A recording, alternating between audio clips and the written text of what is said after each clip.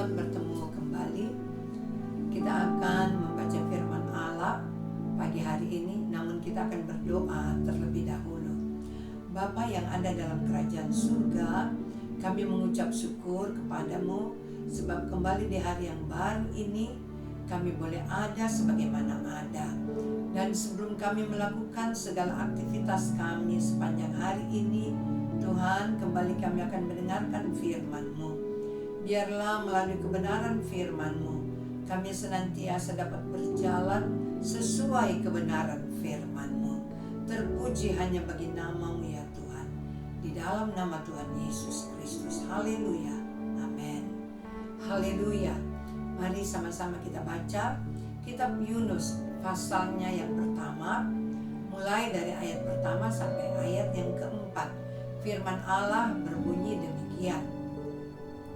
Datanglah firman Tuhan kepada Yunus bin Amittai demikian. Bangunlah, pergilah ke Niniwe, kota yang besar itu. Berserulah terhadap mereka, karena kejahatannya telah sampai kepadaku. Tetapi Yunus bersiap untuk melarikan diri ke Tarsis, jauh dari hadapan Tuhan. Ia pergi ke Yafo dan mendapat di sana sebuah kapal yang akan berangkat ke Tarsis. Ia membayar biaya perjalanannya, lalu naik kapal itu untuk berlayar bersama-sama dengan mereka ke Tarsis, jauh dari hadapan Tuhan. Tetapi Tuhan menurunkan angin ribut ke laut, lalu terjadilah badai besar, sehingga kapal itu hampir terpukul. Bapak Ibu Saudara yang kekasih, ya, di sini kita memperhatikan baik-baik bagaimana ya Yunus mendapatkan satu tugas dari Tuhan untuk pergi ke kota Niniwe. Apa tujuannya? Untuk menyampaikan ya kepada mereka apa ya yang mereka telah perbuat. Kalau mereka tidak bertobat dari segala kejahatannya, maka Tuhan akan menghukum kota Niniwe. Namun kita lihat bahwa ternyata Yunus tidak pergi ke kota Niniwe, namun dia melarikan diri ke Tarsis. Nah, kita lihat dalam ayat yang keempat di sini ya, bagaimana Tuhan bekerja dengan angin ribut ya, dengan badai besar. Untuk apa ya angin ribut dan badai besar menimpa kapal itu ya? Supaya Yunus ya yang tidak taat, yang tidak disiplin itu sadar akan segala perbuatannya. Jadi angin ribut, badai ya yang terjadi itu untuk membuat Yunus sadar akan ketidaktaatannya.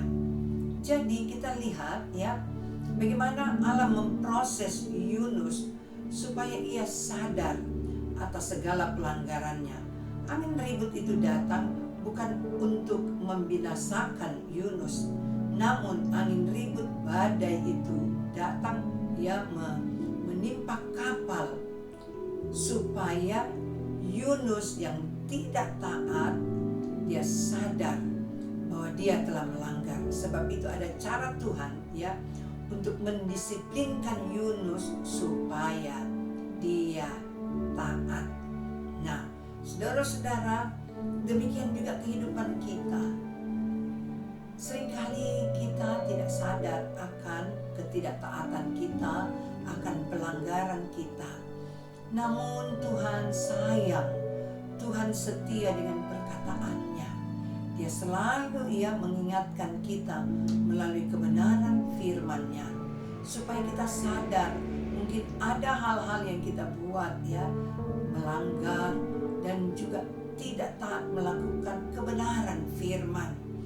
Ada seringkali angin ribut masalah yang menimpa kita, tapi Tuhan senantiasa punya cara yang baik supaya kita bisa sadar.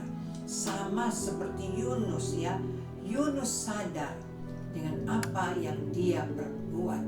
Kalau kita baca seterusnya ya, bagaimana Yunus ya harus dicampakkan dibuang di tengah laut supaya kapal itu tenang, supaya kapal itu tidak dihantam oleh badai angin ribut. Dan dalam ayat yang ke-12, Yunus sadar akan dirinya, dan Yunus yang berkata dalam ayat yang ke-12, angkatlah aku, campakkanlah aku ke dalam laut, maka laut akan menjadi reda dan tidak menyerang kamu lagi. Sebab aku tahu bahwa karena akulah badai besar ini menyerang kamu. Luar biasa ya, kita lihat Yunus sadar akan keberadaannya. Karena pelanggarannya, karena ketidaktaatannya ya, banyak orang yang terganggu. Banyak orang yang mengalaminya, mengalami angin ribut ya, badai. Sebab itu Yunus sadar akan perbuatannya dan dia mau ya, dia mau untuk dia benar-benar ya bisa, karena dirinya dia mau berkata, campakkan aku ke laut. Kiranya kita pun bisa sadari akan hidup kita. Kalau mungkin ada hal-hal yang kita buat dan ada orang lain juga ya yang memiliki dampak atas sikap perbuatan kita, kiranya kita mau sadar. Seperti Yunus sadar ya, perbuatannya berdampak kepada banyak orang. Namun inilah ya yang Yunus perbuat. Pada pagi hari ini, mari kita mau ya senantiasa hidup benar-benar di dalam ketaatan, melakukan kebenaran firman Tuhan. Sehingga apa ya yang dialami oleh Yunus ya tidak berhenti demikian. Namun dia harus laksanakan tugas dan tanggung jawabnya untuk menyampaikan berita yang Tuhan suruh kepadanya ke penduduk Niniwe. Puji Tuhan ya. Sebagai ayat yang terakhir, Bapak Ibu Saudara-saudara, saya ingin kita baca ya di dalam Mazmur 86 ya. Mazmur 86 dikatakan demikian dalam ayatnya yang ke-11 ya. Ini doa Daud. Mazmur 86 ayat 11. Tunjukkanlah kepadaku jalan-Mu ya Tuhan, supaya aku hidup menurut kebenaran-Mu. Bulatkanlah hatiku untuk takut akan nama-Mu. Sangat penting bagi kita ya, untuk kita berdoa supaya Tuhan tunjukkan kepada kita jalan Tuhan, supaya kita hidup menurut kebenaran firman-Nya.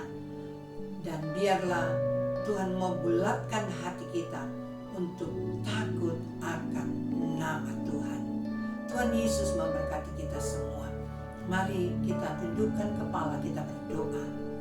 Tuhan Yesus, terima kasih buat kebenaran firman-Mu untuk mengingatkan kepada kami semua bagaimana seharusnya kami hidup untuk taat, untuk dengar-dengaran kepada perintah-Mu. Ampuni segala dosa dan kesalahan kami ya Tuhan. Kalau ada hal-hal yang kami buat, kami melanggar, kami tidak taat kepada-Mu. Pada saat ini kami mohon tunjukkanlah jalan-Mu yang benar, sehingga kami tidak berdosa ya Tuhan. Engkau yang memberkati umat-umat-Mu yang akan berangkat ke sekolah, bahkan juga ya Tuhan yang bekerja membuka usaha. Oh, tangan kasih Tuhan menyertai kami semua. Terpuji hanya bagi nama-Mu, di dalam nama Tuhan Yesus Kristus. Haleluya. Amin. Puji Tuhan, Tuhan Yesus memberkati.